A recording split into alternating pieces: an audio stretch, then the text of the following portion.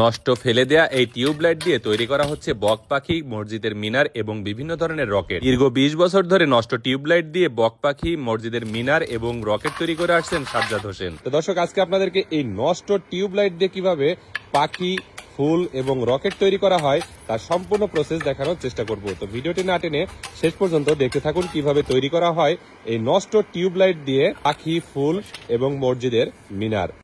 এই বাদদা টিউবলাইট ভেঙে আমি এইগুলো দিয়ে কাছের মিনার বানাবো, মসজিদের শোপিস বানাবো, ফুলদানি বানাবো, কাছের বক পাখি, এইগুলো আমরা করবো। একটা বড় রাজহাঁস পাখি বানাবো।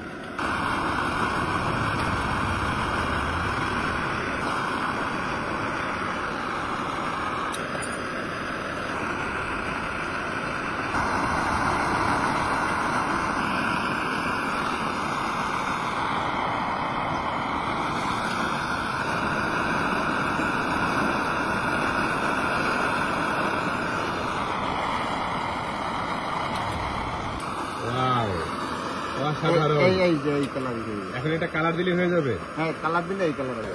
এবার কি মিনার হবে কাকা? এটা মিনার হবে মসজিদের মিনার। জি।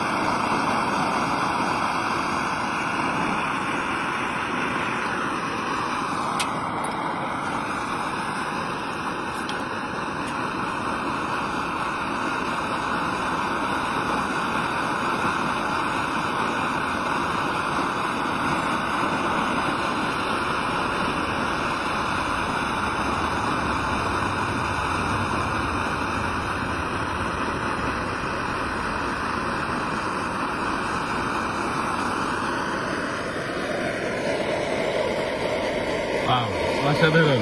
এ কি মসজিদের মিনার কাকা? হ্যাঁ, এটা ছোট গম্বুজ, মসজিদের উপরে যেটা থাকে সেটা। আচ্ছা আচ্ছা, তাহলে একটা সুন্দর করে শোপিস বানাই দেন। আচ্ছা।